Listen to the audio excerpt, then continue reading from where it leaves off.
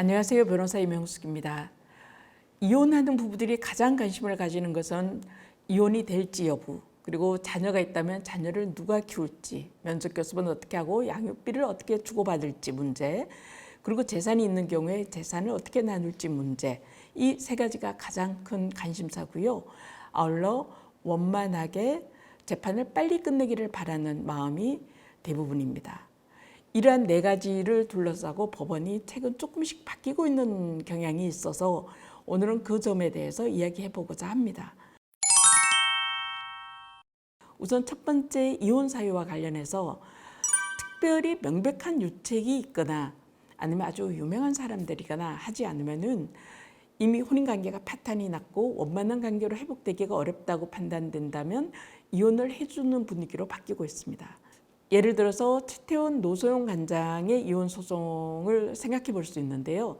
최태원 회장의 경우에 다른 여성과 그 외도가 원인이 돼서 이혼을 청구하게 됐죠. 물론 다른 사유도 많겠지만요. 그 경우에 유명하신 분이기 때문에 국민적인 감정상 유책 배우자가 이혼 소송을 해? 그러면 바람피고 집 나가면 이혼되겠네? 라는 생각을 할 수 있기 때문에 그런 분들의 이혼 청구는 절대 허용되지 않죠. 아직은 우리나라가 유책주의의 기조를 유지하고 있기 때문에 명백하게 유책이 있거나 아니면 유명하신 분이거나 하면은 이혼하기가 어렵습니다. 하지만 그렇지 않은 경우에는 둘 간의 갈등이 심하거나 아니면 회복되기 어렵다면 이혼을 허락해주는 분위기로 사실상 유책주의라는 기조에서 파탄주의로 바뀌어가고 있습니다. 두 번째로는 자녀 문제에 대한 법원의 변화입니다. 자녀를 서로 키우기 위해서 아이를 중간에 약치해 가기도 하고요. 상대방이 보여주지도 않고 사소한 일을 들어서 아동학대로 형사고소하는 경우도 많아지고 있습니다. 여기에 대해서 법원에서는 강제로 약탈해 가서 상대방에게 보여주지 않는 사람에게 오히려 친권 양육권을 인정해주지 않으려고 하는 경향도 보이고요. 또 아동학대로 신고하더라도 무혐의가 되거나 기소유예로 용서해주는 경우들이 많습니다.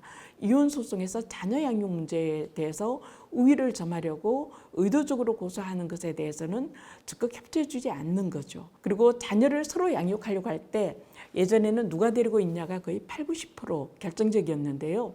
요즘은 가사주사를 통해서 부부 상담을 통해서 자녀와 둘러싼 양육 환경을 정말 철저하게 많이 조사하고 있고요. 자녀 의사도 확인하고 있고요. 그리고 시간이 걸리더라도 원만히 누가 키우고 누구는 양육비를 얼마를 주고 면접교섭을 어떻게 한다라는 내용으로 서로 합의하도록 많이 유도해 주고 있습니다. 그리고 양육비를 제대로 지급하지 않거나 면접교섭을 해주지 않으면 첫 재판에서 조정기일 같은 데서 아이를 만나도록 당장 내일부터 아니면 이번 주부터 만나라라고 결정을 하기도 하고요. 예전에는 양육비를 주지 않는 경우가 많았는데요. 법원에서는 소송 중에 양육비를 주는지 계속 확인하고 양육비 직접 줄 것을 재판 시작 전에 사전 처분 형태로 직권으로 양육비를 주라고 하는 경우 많고요. 양육비를 안 줬다라고 하면 판결문에 과거 양육비 청구하면 거의 다 인용해 줍니다. 안 준 양육비 다 지급하라고 하죠. 그리고 이혼 소송을 했는데 양육비가 판결에 아니면 조정으로 정해진 금액을 안 주고 있다. 그러면 이행명령 신청을 하면은 법원에서 적극적으로 양육비 줄 것을 몇 달간 이건 지켜보면서 주라고 이야기를 하고 줄 때까지 지켜보고 있습니다. 양육비를 아예 지급하지 않는 경우가 있다면은 형사고소하면 징역형 아니면 집행유예까지도 선고하고 적극적으로 양육비 안 주는 자에게 철퇴를 가하고 있고 지급하라고 관여하는 경우들이 많이 있습니다. 그리고 세 번째는 재산 분할, 특히 특유재산에 대해서 법원에 관심이 많아졌는데요. 요즘 3040 세대를 중심으로 부모로부터 증여받거나 상속받거나 아니면 억대 연봉이거나 결혼 전에 재산이 있었거나 하는 이유로 재산이 굉장히 많은 경우들이 많아요. 여기에 대해서 특유재산 주장하는데 예전과 달리 요즘은 상대방이 얼마나 기여를 했는지 정말 특유재산인지 특유재산이면 기여도를 얼마를 해줄 건지 완전히 특유재산으로 재산 분할해서 제외할 건지 여기에 대해서 법원이 적극적으로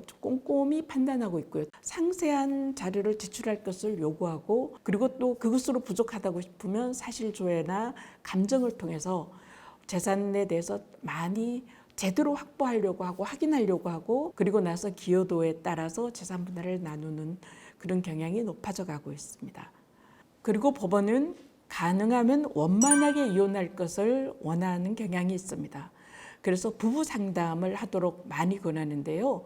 흔히들 부부들은 법원에서 부부 상담을 해봐라 라고 하면은 우리 이혼하지 말고 잘 살게 하려고 하는 거 아니야? 라고 오해하시는 경우가 많은데요. 실제로 법원에서 부부 상담을 통해서 이혼을 하지 않고 재결합하는 부부들은 5% 미만입니다. 법원은 재결합하기 위해서 부부 상담을 하라고 하는 것이 아니라 만약에 재결합을 하지 않더라도 부부 상담을 통해서 왜 상대방이 이혼을 원하는지, 내가 그동안 무엇이 문제였는지에 대해서 서로 생각해 볼 기회를 갖고 자녀 문제라든가 재산 문제라든가 이혼 사유라든가 여기에 충분히 고민할 수 있는 기간을 주는 것이고, 오히려 부부 상담을 통해서 더 원만히 빠른 기일 내에 이혼이 되는 경우도 많습니다. 5번째 법원의 새로운 변화 중에 하나는 가사조정제도를 활성화하고 있다는 점입니다.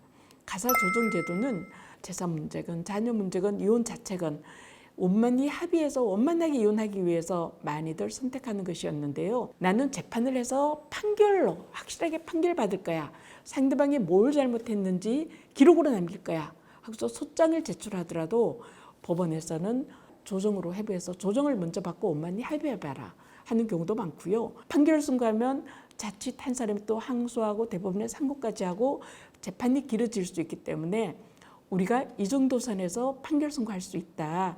그러니 이 정도 선으로 합의하면 어떠냐라는 뉘앙스의 이야기들을 하시면서 판결 선고하기 직전에 조정을 해부하는 경우들이 많아지고 있고요. 항소를 하더라도 조정을 통해서 가능하면 1심 판결에 대해서 서로 무엇이 불만이고 왜 항소를 했는지를 서로 이야기하게 하고 그 부분을 조금 조율을 해서 항소심 전 단계에서 조정을 하도록 권하는 경우들이 많아진 거죠. 그 외에 요즘 변호사님들이 요즘 법원이 굉장히 무서워졌다, 엄격해졌다, 서면도 2주일 전에 다 제출하라 그러고 증거도 다 내라 그러고 재산 분할에 대해서 도표 제출하라 그러고 자녀 문제에 대해서 엄청 무서워지고 겁난다라고 하는 경우들이 많은데요. 법원마다 다르고요, 재판부마다 다릅니다. 사건마다 다른 거고요. 그런 재판부가 있는 것은 사실이지만 저는 오히려 그게 당연하다고, 서면 충분히 일찍 내야 되는 거고요. 상대방 너무 비난할 거 아니고요. 서면을 어떤 재판부는 10페이지 내 5페이지 이내로만 제출해라. 난 읽어보지 않겠다라고 하는 재판부도 있는데요. 결국은 상대방 비난하는 서면들 해서 상처만 남는 거잖아요. 이혼을 하게 된다면 서로 간에 더 이상 상처받지 않고 빠른 기일 내에 원만히 잘 이혼하는 것. 이게 부부들이 가장 원하는 바이고 법원도 이런 목적을 달성할 수 있도록 후견자적인 입장에서 보다 적극적으로 관여하고 있다는 점 여러분들에게 알려드립니다. 감사합니다.